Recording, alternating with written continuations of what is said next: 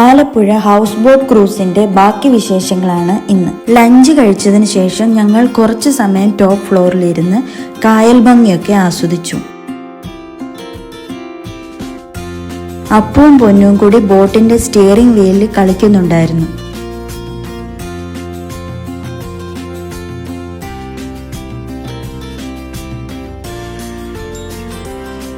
Four ഓ clock ആയപ്പോഴത്തേക്കിനും ചായയും പഴംപൊരിയും എത്തി. അതൊക്കെ ഞങ്ങൾ ആസ്വദിച്ചു കഴിച്ചു.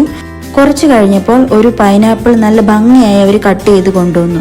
അത് ഞങ്ങൾ കഴിച്ചു. 5 ഓ ക്ലോക്ക് ആയപ്പോഴത്തേക്കിനും ക്രൂസ് കഴിഞ്ഞ് ബോട്ട് സ്റ്റാർട്ടിംഗ് പോയിന്റിൽ തന്നെ തിരിച്ചെത്തി. 5 ഓ ക്ലോക്കിന് ശേഷം ക്രൂസ് ഇല്ല. ഔട്ടിങ്ങിനൊക്കെ പോകണമെങ്കിൽ ഈ സമയത്ത് നമുക്ക് പോകാം.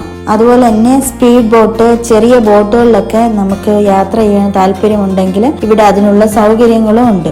ആലപ്പുഴ ബീച്ചിലോട്ടും ഇവിടുന്ന് ഒരു 5 കിലോമീറ്റേഴ്സേ ഉള്ളൂ. ഞങ്ങൾ പക്ഷെ ഔട്ടിങ്ങിനൊന്നും പോയില്ല.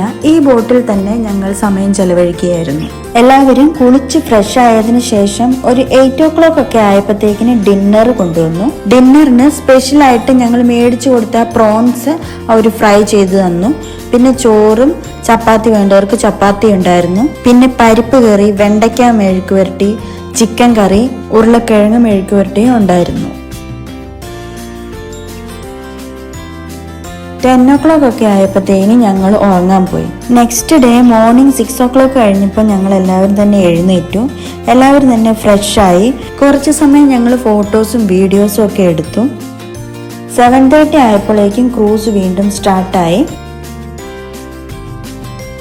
8 ഓ ക്ലോക്ക് ആയപ്പോഴത്തേക്കിന് ഞങ്ങൾക്കുള്ള ബ്രേക്ക്ഫാസ്റ്റ് റെഡിയായി എത്തി. ഒരു 8:45 ഒക്കെ ആയപ്പോഴേക്കും ഞങ്ങൾ തിരിച്ച് സ്റ്റാർട്ടിംഗ് പോയിന്റിൽ തന്നെ എത്തി. അങ്ങനെ ഞങ്ങളുടെ ഹൗസ് ബോട്ട് യാത്ര ഇവിടെ അവസാനിച്ചിരിക്കുകയാണ്. അങ്ങനെ ലഗേജ് ഒക്കെ എടുത്ത് ഹൗസ് ബോട്ടിൽ ഉണ്ടായിരുന്ന സ്റ്റാഫിനോടൊക്കെ യാത്ര പറഞ്ഞ് ഞങ്ങൾ വീട്ടിലേക്ക് മടങ്ങി.